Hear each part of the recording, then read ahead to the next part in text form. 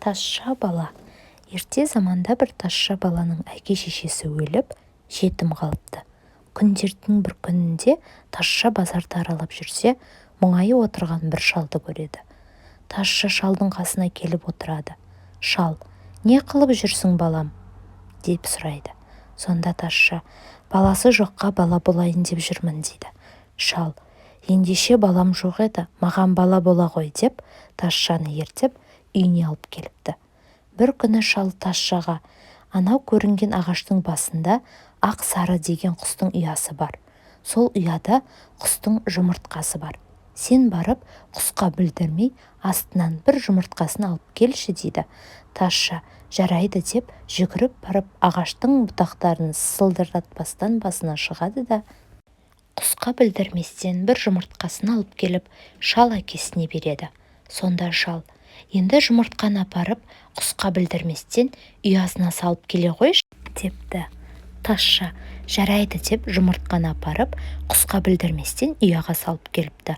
Сонда шал: «Жарайсың балам, қолыңнан іс келеді екен» депті.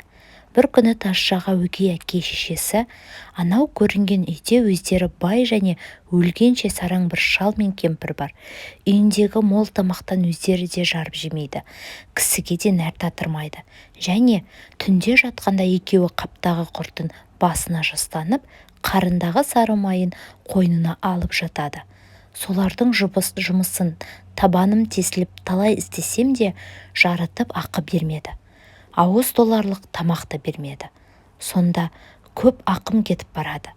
Мені әке десең, оған кеткен ақым үшін сол қу сараң шалдың қойнына тығып жатқан сары майын алып келші» дейді.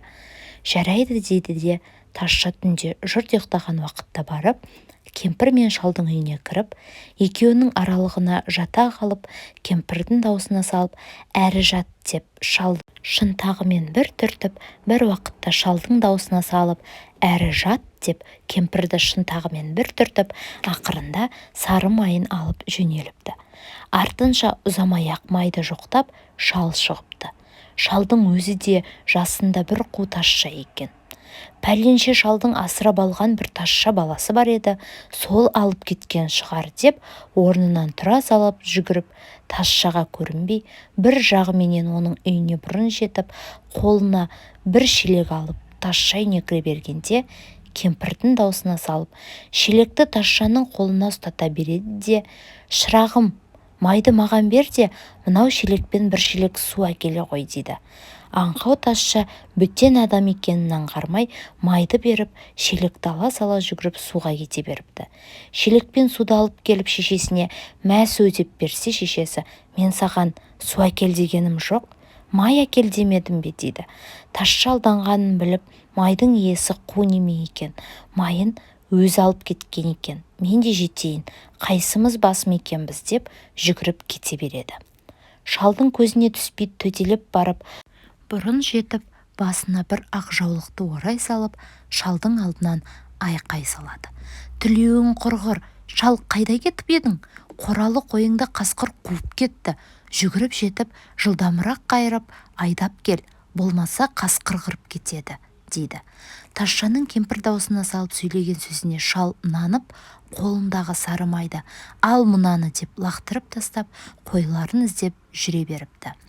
Тазша бала шалды алдап жіберіп, майды алып үйіне келіпті.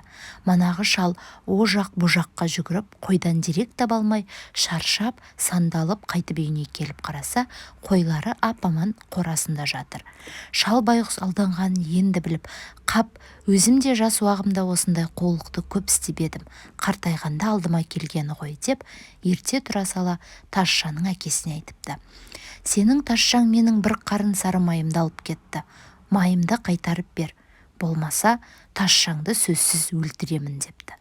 Сонда тазшаның әкесі бұл шалға: «Мен майыңды көргенім жоқ. Егер анық тазшаның алғанын сезген болсаң, не қылсаң оқыл, мен ара түспеймін» депті. Майын алдырған шал қолына бір өткір балта алып, жұрттан жасырынып, көп қорымның арасына барып, бір тесілген қабірдің ішіне кіріп, жасырынып жатыпты. Бұл шалдың кемпірі еш нәрсе сезбеген кісі болып, манағы тазшаны шақырып алып: «Шырағым, көп қорымда әкемнің моласы бар еді. Соған мына нанды апарып, Құран оқып жеп келе ғой. Сенен басқа балаларға сенбеймін», депті. Тазшаның ойына қапелімде еш нәрсе түспей, мақұл деп нанды алып кете беріпті.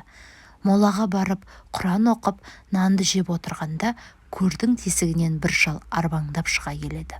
Қолында балтасы бар. Кәдімгі аңдысып жүрген шал екенін тазша тани кетеді. Тазша оңайлықпен өле қойсын ба? Шалдан бұрын қамқып қолындағы балтасын жұлып алып, шалдың өзіне дүрсе қоя беріпті. Шал жалынып әзер құтылыпты.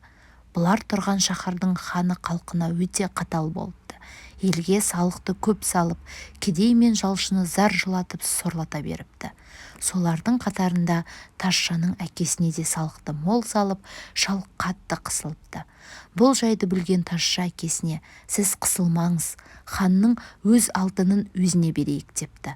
Содан кейін бұл тазша ханның қазынасына түсіп, бір құмыра ділдасын алып кетіпті.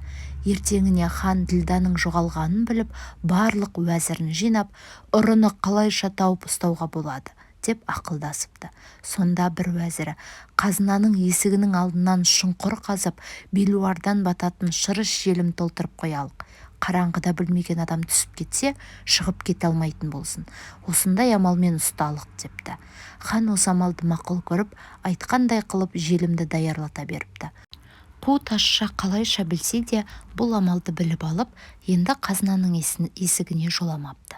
Хан мұнымен де қазынаға түсіп жүргеннің кім екенін анықтап біле алмаған соң, ойлап екінші амал істепті. Ханның бір бақырауық нары бар екен. Оны ұстамақ түгіл біреу маңына жақын барғанда даусының барынша бақырады екен. Сол нарды шөгеріп жатқыздырып, бірнеше аңдушы қойдырыпты. Егер нар бақырсақ ұрыны ұстамақ екен. Тазша мұны да біліп, түнде қолына бір бау жоңышқаны алып барып, алыста тұрып нарға көрсетсе, ол шөпті жеймін деп орнынан тұрып соңынан жүреді. Тазша ақырындап алыстай береді. Нар ере береді. Даусы естілмейтін жерге барған соң, нарды ұстап апарып бір тоғайдың қалың жеріне байлап тастапты. Ертеңіне жасауылдар нарды таба алмай, дағдарып ханға келіп хабар беріпті. Хан бұл амалы да іске аспаған соң, ойлап тағы бір амал тауыпты. Далаға бір отау тіккізіп, ішіне жақсы төсектер жайдырып, соған өзінің қызын жатқызып, қызым менен кім сөйлесіп әңгімесі келіссе, қызымды соған беремін деп жұртқа жар салыпты. Сондағы ойы, егер сол ұрамалы көптігіне сүйеніп келсе, қызым алмас қылышпен қолын кесіп алып қалсын, ертең шаһар адамдарын тегіс тексерейін, кімнің қолы кесілген болса, соны ұстатып дарға астырайын деген екен. Қу тазша бұл амалды да біліп алыпты. Қалада бір бай қасапшы бар екен. Түн ішінде жатып қалған қасапшыға барып, терезесінен: «Ханға бір қойдың қарны керек еді, терезеден бере ғой», деп дауыстапты. Ханға керек деген соң, лажы бар ма, бір қарынды терезеден қолымен шығарып ал дегенде, тазша қолындағы алмас қылышпен қасапшының қолын шауып түсіріпті. Сөйтіп қарын мен кесілген қолды ала жөнеліпті. Әлгі қарынды суға толтырып, аузын байлап, оңаша отауда жатқан ханның қызының қасына келіпті. Әрі-бері сөйлескеннен кейін тазша сыртқа шығып кетуге рұқсат сұраса, қыз жібермейді. Тазша: «Кетіп қалады десеңіз, менің қолымды ұстай тұрыңыз», дейді. Қасапшының кесілген қолын қызға ұстатып, қарынның бір жерін тесіп, суды шырылдатып ағызып қойып, өзі кетіп қалыпты. Бір уақытта қыз: «Осы неге үнсіз жатыр?» деп байқап қараса, өзінің ұстағаны бір кесілген қол екен. Қыз ерте тұра сала әкесіне: «Ұрыны ұстап едім, өз қолын өзі кесіп қашып кетіпті», дейді. Хан жарлық қылып, шаһар адамдарының қолын түгендесе, қолы кесілген қасапшы болып шығады. Хан алдына алып келіп тергегенде, ол көрген білгенін айтады. Хан мұның кінәсіз екеніне сеніп қоя беріпті. Хан бұл амалды іске аспаған соң, ойлап төртінші амалды тауыпты. Бір күні, егер ұры келе қойса, өзім ұстап алайын деп, оңаша отауда өзі жатыпты.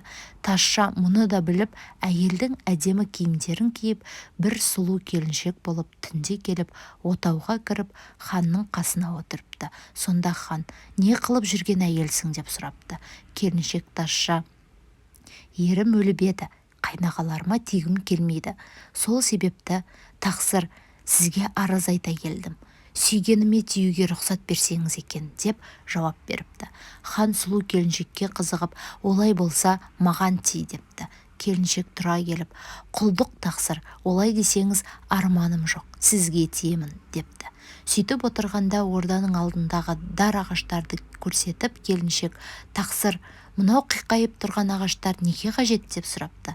Хан, кінәлі адамдарды асып өлтіретін дар деген осы, депті. Сонда келіншек бұрын дарды көрмеген кісідей болып таңырқап, япырмай, мұнымен кісіні қалай асып өлтіреді екен, мені асып көрсетіңізші, депті. Хан келіншекті дарға суға ыңғайсыз көріп, дардың арқан тұзағын өз мойнына кигізіп, келіншекке түсіндірмек үшін, арқанның анау ұшын сен бар күшіңмен тарт, бірақ менің аяғым жерден көтеріліп, мен буынып бара жатқан кезде арқанды босатып қоя бер, болмаса мен өліп қалармын, депті. Келіншек арқанның ұшын қолына алып, тартыңқырап ханның өкшесі жерден көтеріле берген кезде, аяғының ұшы жерге тиер-тиместей етіп, арқанның ұшын бір ағашқа мықтап байлап қойып, өзі ханның қазынасына кіріп, тағы бір құмыра ділдасын алып кетіпті. Ертеңіне ханның адамдары дарға асулы өлі мен тірінің арасында тұрған ханды көріп, босатып алыпты. Ордасына кіргізіп, тәуіптер жинап, емдеп жазыпты. Бұл хабар ұзын елдің иеріне, қысқа елдің қиырына жайылып болыпты.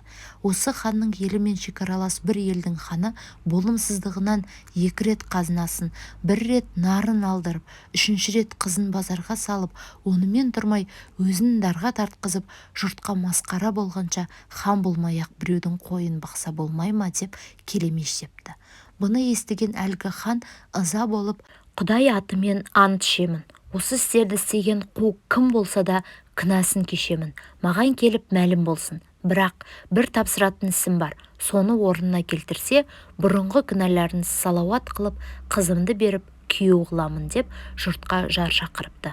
Мұны естіп баяғы тазша, қайыр, не де болса тәуекел көрейін, деп ханға келіп мәлім болыпты. Сонда хан, пәлен ханда амалын тауып пенде қылып, маған әкеліп берсең, барлық кінәңді кешемін, қызымды да саған беремін, депті. Тазша ханның бұл тапсырған қызметін қиынсынбай қабыл алыпты. Шаһардағы бар ұсталарды жидырып, әуелі бұларға темірден бір бітеу арба соқтырыпты. Оның іші сыртына қоңырау байлатыпты. Және жұп-жұқа түнекеден әйдік бір шоқпар жасатып, оны қолына алыпты. Және бір көк серкені сойдырып, терісінің жүн жағын сыртына қаратып, үстіне киіп, терінің қылшығына бірнеше қоңырауды тағып байлапты. Сөйтіп, бір көрім секілді болып, әлгі арбаға мініп, түнекеден қалқан көтеріп, шоқпарды иініне салып, манағы ханның шаһарына келіп кіріп, теке болып бақылдап, қоңыраулатып айқай салыпты. Мен Құдайдың жіберген періштесімін. Бұл шаһардың ханы залым болыпты. Ей Бұхара халық, Құдай тағала сендерге залым хандарыңды өз қолдарыңмен ұстап, байлап, менің бітеу арбама салып беруге бұйрық қылды. Сонда Құдай тағала сендерге риза болады. Егер оны қылмай ханға болыссаңдар, маған бұйрық берді. Біреуіңді тірі қалдырмай, қолымдағы 10 000 пұт шоқпармен шаһарыңның кірпішін тас-талқан қылып, топырақ етіп, шаң тозаңын ұшырып жіберемін, депті. Сонда шаһардың халқы тазшаның айбатынан қорқып, қой, өз басымыздың амандығы керек, мынау Құдайдың жіберген пәлесіне қарсы тұрып болмас, десе де ханын ұстап байлап, бітеу арбаға салып беріп, жалынып жалпайып, перішше тазшаны жөнелтіпті.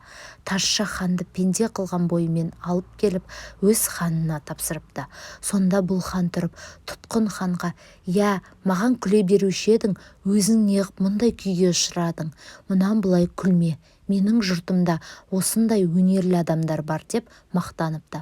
Ақырында екі ханның екеуі де тазшаның өнеріне риза болып, екеуі де бұған қыздарын беріп, тазшаны өздеріне әрі күйеу, әрі ақылғой қылып ұстапты.